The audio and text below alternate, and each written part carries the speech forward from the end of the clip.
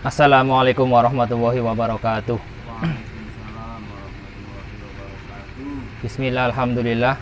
Sekarang kita masih berada di Gubuk Fajim, yaitu kita masih berada di Pondok Al Hasani Kebumen. Jadi perlu jenengan tahu, Fajim itu singkatan dari Forum Anak Jalanan Insaf Mengaji. Ini asuhan dari Gus Hari atau Asyari Muhammad. Nah, pondok pesantren ini didirikan oleh Kiai Haji Muhammad Hasan, maka pondoknya dinamakan Pondok Al Hasani. Kemudian punya putra namanya Kiai Haji Sufyan sebagai penerusnya, dan beliau berdua sudah wafat. Sekarang penerusnya adalah Gus Hari, Gus Asyari Muhammad. Nah, ada 3 pengasuh. Yang pertama adalah Gus Lukman, kemudian Gus Hari, Gus Fahmi, 4 ya, dan Gus Fahrudin. Nah, untuk Fajim ini yang memegang adalah Gus Asyari Muhammad. Nah, beliau merangkul anak-anak jalanan yang ya maaf saja yang dulunya itu masa lalunya bisa dikatakan masa lalu yang kelam. Setelah dirangkul oleh beliau Gus Asyari, alhamdulillah anak-anak Fajim sekarang mau mengaji, dan sekarang sebagian dari mereka ada juga yang mondok di Pondok Al Hasani ini dengan mengikuti kegiatan-kegiatan seperti mengaji, sholat berjamaah, terus mujahadah, dan lain-lain. Alhamdulillah dengan rangkulan beliau banyak anak-anak jalanan yang akhirnya insaf dan ikut Fajim, mondok pesantren di sini di Pondok Al Hasani Kebumen. Bismillahirrahmanirrahim. Melanjut hadis yang ketiga, Kitab Usfuriyah. Al hadisu asalisu utawi hadis kang kaping 3 iku an Anas bin Malik, saking Anas bin Malik radhiyallahu taala anhu. Qala dawu sapa Anas, qala Rasulullah sallallahu alaihi wasallam, inna wa ta'ala temen satune Gusti wa ta'ala iku yang nduru ningali sapa wa ila wajhi syaikhi maring wajahe wong tuwa, sobahan ing dalem waktu esuk wa masanan ing dalem waktu sore. Wa yaqulu lan dawu sapa wa, ya abdi du kawula ingsun qad kaburo temen-temen wis tuwa apa sinuka umur sira, wa raqalan wis kisut apa jilduka kulit sira, wa taqalan wis cilik apa adamuka balung sira. Waktaro balan wis parek apa ajaluka ajal siro atau mongso siro atau pati siro. Wahanalan manjing apa mongso wahanalan manjing mongso apa kudu muka tekone siro ilaya maring ingsun. Fastahyi mongko isina sapa siro mini saking ingsun. Fana mongko tawi ingsun iku istahyi isin sapa ingsun min syaibatika saking uwan siro. Anwadzibaka ing yentoh nyiksa sapa ingsun ing siro finaring dalam neraka. Lah, hadis yang ketiga ini menerangkan tentang orang tua. Bagaimana orang tua itu? Diriwayatkan dari sahabat Anas bahwa Rasulullah SAW bersabda, sesungguhnya Allah Ta'ala itu melihat kepada wajahnya orang-orang tua ketika waktu pagi dan ketika waktu sore. Jadi ningali wajah jenengan, Mbah. Waktu pagi dan waktu sore.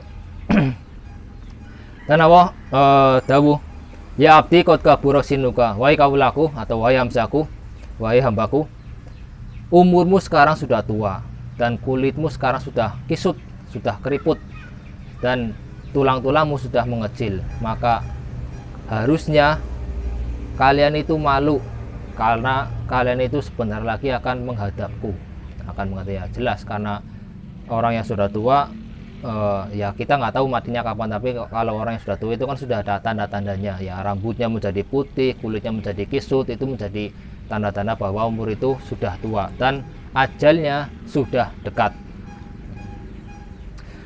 Terus masih daunnya, wa fasahi mini, maka malulah kalian terhadapku kalau melakukan kejelekan, kalau melakukan maksiat-maksiat, maka malulah. Karena apa? Sesungguhnya saya juga malu kalau saya menyiksa kamu dalam neraka sedangkan umur kamu sudah tua. Artinya apa? Artinya kalau orang-orang yang sudah tua itu hendaklah jangan bermaksiat lagi, hendaklah malah harus beribadah, harus ya ibadah, sholat, sedekah, itikaf di masjid dan lain-lain. Karena Allah pun merasa malu kalau menyiksa hambanya yang sudah tua. Nah, dari sini ada cerita wahukia anna aliyan radhiyallahu ta'ala anhu iku kana ana sapa ali ku yadhabu budalan sapa ali ilal jamaati maring jamaah li sholatil fajri krana salat fajar atau salat subuh muslihan hale wong kang enggal-enggal falaki yen nuli tetemu sapa ali saykhon ing wong tuwa fitoriki ing dalam dalan Yamsi halal lumaku sapa Syekh kudamahu ing dalem ngarepe Ali ala sakinati ing atase alon-alon wal waqor lan anteng fisalaki toriki ing dalem ngambah dalan wa mamaro lan orang lewati sapa Aliun sahabat Ali radhiyallahu ta'ala anhu takriman krana mulyake wa ta'ziman lan ngagungake lisai badi krana tuwane Syekh hatta hana waktu tulu isyamsi falamma dana Syekh ila babil masjid falam yadkhul al masjidah fa'alima Ali radhiyallahu ta'ala anhu annahu kana minan nasara fadakhala Ali ala masjid fawajada Rasulullah sallallahu alaihi wasallam fi ruku' wa tawala ar-ruku'a miqdar ruku'aini hatta adrakahu Aliyun falamma farahu min sholati qala ya Rasulullah tawalta ar-ruku'a fi hadhihi sholat ma kunta taf'alu mithla hadha faqala Rasulullah sallallahu alaihi wasallam lamma raka'tu wa qultu subhanallah subhana rabbiyal azim kama kan wirdi waratu an arfa'a ra'si ja'a Jibril alaihissalam. Dari hadis tadi ada sebuah cerita. Suatu saat sahabat Ali ingin melaksanakan sholat subuh berjamaah di masjid. Ketika di tengah perjalanan sahabat Ali menemukan orang tua yang satu jalan searah. Jadi orang tua itu juga searah satu jalan menuju ke masjid. Akhirnya apa? Sahabat Ali berada di belakangnya. Beliau tidak berani untuk melewati orang tua itu. Karena apa? Karena merasakan ta'zim dan takriman, karena memuliakan orang tua itu dan menghormati orang tua tersebut. Setelah sampai di masjid, ternyata orang tua itu nggak masuk masjid. Dia malah terus nggak masuk masjid. Nah, akhirnya dari situ sahabat Ali tahu bahwa orang tua tadi itu bukan agama Islam, tapi agama Nasoro atau Nasrani. Nah, akhirnya sahabat Ali masuk. Setelah masuk ke masjid, beliau masih menangi Rasul itu sedang ruku. Jadi sahabat Ali masih menangi rokaatnya Kanjeng Nabi. Kan dalam fikih itu kalau orang yang menemukan rukunya imam berarti dia menangi satu rokaat. Artinya ketika dia takbir terus si imam sedang ruku, makmum terlambat takbir langsung ruku, nggak usah baca Fatihah karena Fatihahnya sudah ditanggung sama si imam. Jadi masih menangi satu ruku. Nah, ketika sahabat Ali masuk ke masjid, Rasul masih dalam keadaan ruku. Akhirnya sahabat Ali pun masih menangi satu rakaat. Nah, kemudian setelah salam, karena Rasul itu tumben, lah kok rukunya sesuai nemen dengan ruku yang selama itu. Setelah salam ditanya sama sahabat, ya Rasul, kenapa engkau tadi rukunya lama sekali, nggak seperti biasanya? Biasanya setengah, nah, tapi tadi kok lama sekali, kenapa? Nah, terus dijawab sama Kanjeng Nabi, ketika saya sedang ruku dan saya mau bangun i'tidal, tiba-tiba malaikat Jibril datang. Malaikat Jibril datang kemudian meletakkan sayap malaikat Jibril di atas punggungku. Jadi semua Rasul sedang ruku seperti ini, nah ditindih sama sayapnya malaikat Jibril. Nah, artinya Kanjeng Nabi itu nggak boleh bangun dulu. Karena apa? Karena menunggu sahabat Ali. Nah, ketika sahabat Ali datang, baru malaikat Jibril melepaskan sayapnya. Akhirnya Rasul baru i'tidal. Nah, seperti itu. Nah, terus ditanya lagi sama sahabat, ya Rasul, terus kenapa malaikat Jibril kok seperti itu? Ya intinya nggak kayak biasanya. Biasanya ya sholat ya setengah biasa, tapi tiba-tiba malaikat Jibril datang meledakkan sayapnya di punggung Rasul saat ruku. Terus dijawab sama Kanjeng Nabi, malaikat Jibril datang memberitahukan kepada Kanjeng Nabi apa yang dia lakukan. Terus Kanjeng Nabi menjelaskan kepada para sahabat bahwa tadi itu sahabat Ali sedang perjalanan menuju ke masjid. Di depannya ada orang tua. Nah, sahabat Ali tidak berani melewatinya karena apa? Karena menghormati orang tua itu, karena memuliakan orang tua itu, meskipun orang tua itu adalah Yahudi, Nasrani, orang Kristen. Jadi bukan orang Islam, tapi sahabat Ali masih memuliakan orang tua itu. Karena sahabat Ali memuliakan itu, akhirnya dia nggak bisa cepat-cepat ke sini. Akhirnya saya menahan, saya diperintah oleh ini kan penjelasan malaikat Jibril, saya diperintah oleh Allah untuk supaya ruku panjenengan ya Rasul sedikit agak lama, supaya sahabat Ali itu masih menangi sholat subuh bersama panjenengan. Dan yang lebih takjub daripada itu, jadi ada kelanjutannya, wa ajabul ajaib anna wa ta'ala amara Mikaila alaihissalam ayyahuda asyamsa bijanahihi hatta la tatlu'a syamsu tawilan li ajli Ali. Wa qala hadi darajah bi hurmati Syekh Al-Fani ma'a annahu kana nasroniyan. Nah, terus sesuatu yang paling menakjubkan bukan dari saya ya Rasul, ini jadi malaikat Jibril masih menjelaskan kepada Kanjeng Nabi. Sesuatu yang menakjubkan itu bukan dari saya, bukan karena saya meletakkan sayap saya ke panjenengan, bukan, tapi Allah memerintahkan kepada malaikat Mikail untuk memegang matahari dengan sayapnya. Agar apa? Agar matahari itu tidak keluar. Nah, kalau keluar fajar berarti kan sholat subuhnya sudah habis, waktu subuhnya sudah habis. Nah, biar waktu subuhnya itu masih, artinya masih gelap, matahari itu dipegang sama malaikat Mikail biar mataharinya nggak keluar dulu. Nah, jadi matahari itu dulu pernah berhenti. Ya, kita tahu kan rotasi bumi, kemudian pusat galaksi kita yang namanya Bima Sakti. Galaksi Bima Sakti itu kan pusatnya adalah matahari, kemudian dikelilingi oleh planet-planet Merkurius, Venus, Bumi, Mars, dan lain-lain. Nah, jadi bumi berputar rotasi pada porosnya, kemudian juga mengelilingi matahari. Nah, saat seperti itu, saat bumi mau mengitari matahari, yang dipegang adalah mataharinya. Jadi saat itu keadaan masih gelap, akhirnya sahabat Ali masih bisa menangi rukunya Kanjeng Nabi. Nah, maka dari itu sebagai anak muda harus, bahkan wajib lah, harus menghormati orang tua ya, Kang Yadi. Harus menghormati karo Mbak Ibeng. Ya, dan sebaliknya, yang tua juga harus menghormati yang muda. Jadi kalau seperti itu ada kesinambungan, ada keseimbangan antara yang muda dan yang tua. Yang muda menghormati yang tua, dan sebaliknya yang tua juga menghormati yang muda. Jadi hidup itu akan enak, akan rukun, akan berjalan dengan serasi. Jangan mentang-mentang yang tua, aku ke wong tua, wong sing nom-nom kudu ngormati aku kabeh, ngono ora. Aja ngono. Orang rasa diperintah hormati yang muda itu wajib menghormati yang tua, wajib. Dan kewajiban bagi orang tua juga harus menghormati kepada yang muda, itu agar terjadi keseimbangan, jadi kesinambungan antara dua belah pihak, bukan hanya salah satunya saja. Nah, melihat dari cerita tadi, sahabat Ali yang memuliakan orang tua, padahal orang tua itu dikira mau sholat di masjid, ternyata itu orang Kristen atau orang Nasrani pun masih diberi kemuliaan oleh Allah Subhanahu wa taala. Nah, apalagi kita yang sama-sama muslim, yang tua menghormati yang muda dan sebaliknya, tentu akan jauh lebih mendapatkan kemuliaan dari Allah Subhanahu wa taala. Hikayatun ukhra ay hadhihi hikayatun ukhra. Ada cerita lain, lama korubat ing dalam semua sane parek apa wafatu ustadi wafate guru ingsun, rupanya Abi Mansur Al-Maturidi. Abi Mansur Al-Maturidi. Nah, saya ulangi. Apa wafatu ustadi Abi Mansur Al-Maturidi, wafate gurune Abi Mansur Al-Maturidi rahimahu taala. Wa kana lan ono apa ustadi iku yaumaidin ing dalam dinane korubat iku ibnu sama wakana iku ibna sama nina umur 80 apane sanatan taune.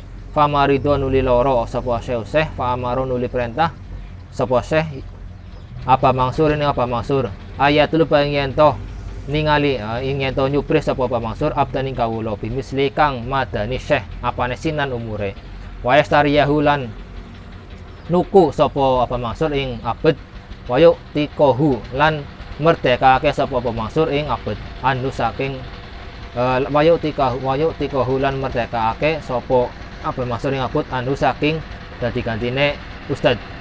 Fatolaba nuli nyupri sapa Abu Mansur fama wajada nuli ora nemu sapa Abu Mansur misla hadzal abdi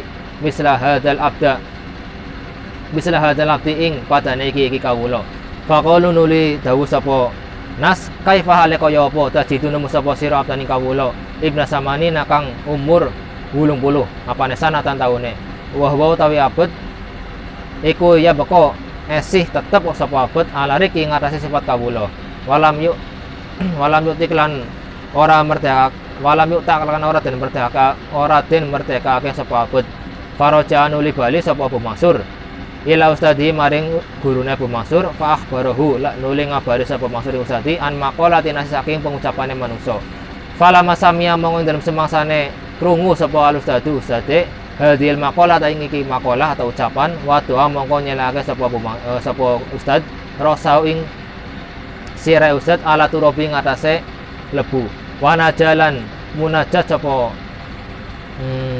syekh Rabbahu pangerane ustad atau syekh wa qala lan dawuh sapa syekh ilahi tu pangerane ingsun innal makhluqa tamasatune makhluk iku la yahtamilu ora nanggung sapa makhluk karomau ing lomane makhluk idza balahu ing dalem semasane tumeka sapa abdu kawulane makhluk samanina ing umur samanina ing 80 apane sanatan taune ya yapko kelawan yen tetep sapa abad alariki ing atase kawula bal yuk tikuhu balik merdekake sapa makhluk ing abad fana mongko tawi ingsun iku balah tu tumeka sapa ingsun samanina ing 80 apane sanatan taune fakaifa mongko hale kaya apa la tak tikuni orang merdekake sapa tuan ingsun minanare saking neraka wa anta utawi tuan iku karimun zat kang loman jawadun tegese kang banget lomane adimun kang agung ghafurun tur zat kang akeh ngampurane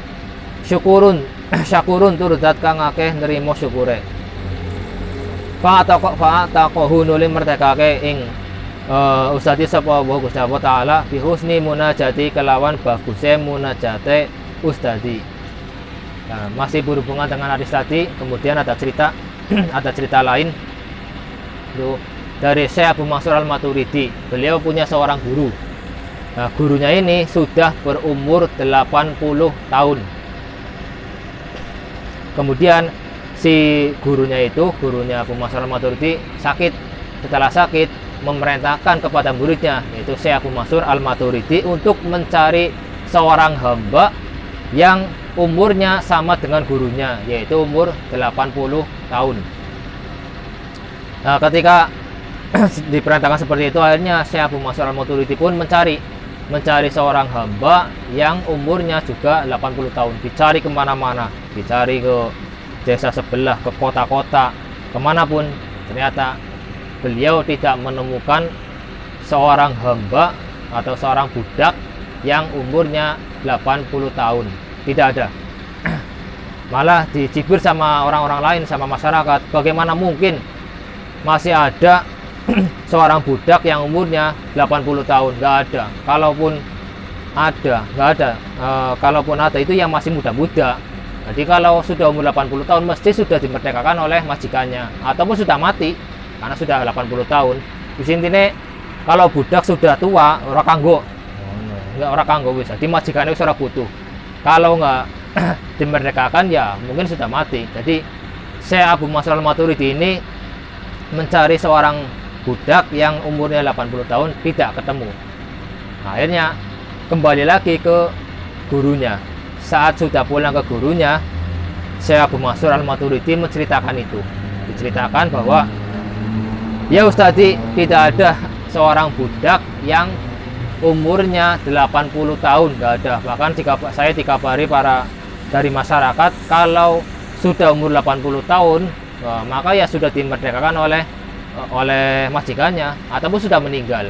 Jadi tidak ada budak yang umurnya 80 tahun. Nah, mendengar itu akhirnya gurunya Syekh Abu Mansur Al-Maturidi itu munajat sama Allah. Munajatnya, ya Gusti, ya Allah, sesama makhluk saja yang menjadi budak antara budak dan majikan, si majikannya itu nggak akan tega kalau memperbudak seseorang sampai umur 80 tahun. Nah, kalau sudah umur segitu mesti akan dimerdekakan, ataupun kalau si budaknya nggak meninggal ya mesti akan dimerdekakan. Nah, sekarang umur saya sudah 80 tahun, ya Gusti, maka ampunilah saya dan lepaskanlah atau bebaskanlah saya dari siksa api neraka. Nah, mendengar munajat itu akhirnya Allah pun mengabulkan hajatnya dengan bihusni munajatihi, karena munajatnya sangat bagus, munajatnya sangat baik. Allah pun akhirnya membebaskan gurunya saya Abu Mansur Al-Maturidi dari siksaan api neraka. Jadi saya Abu Mansur Al-Maturidi ini punya seorang guru yang alim. Karena ya saya Abu Mansur Al-Maturidi itu juga seorang yang alim, maka gurunya pun guru orang-orang yang sangat alim.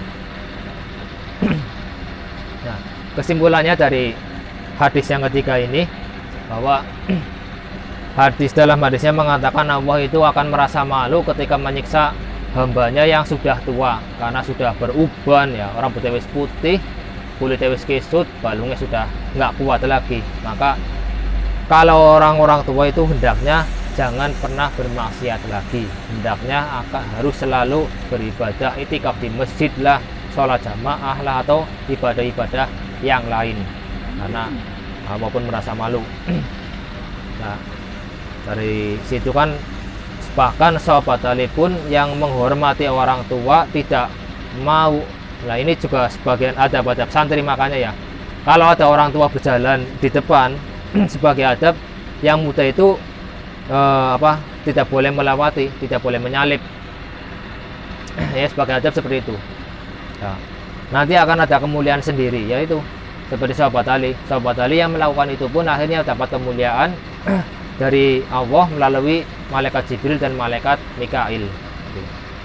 Ya, mungkin dari ilmuwan-ilmuwan belum ada yang menemukan ya bahwa ternyata matahari itu pernah berhenti, yaitu ketika ceritanya ini, ketika ceritanya sahabat Ali, matahari dipegang sama malaikat Mikail agar tidak keluar dulu.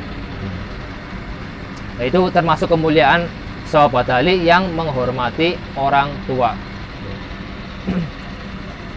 Wa a'lam bisawab. Al-Fatihah. Bismillahirrahmanirrahim. Alhamdulillahirabbil alamin. Arrahmanirrahim. Maliki yaumiddin. Iyyaka na'budu wa iyyaka nasta'in. Ihdinas siratal mustaqim. Siratal ladzina an'amta 'alaihim ghairil maghdubi 'alaihim waladdallin.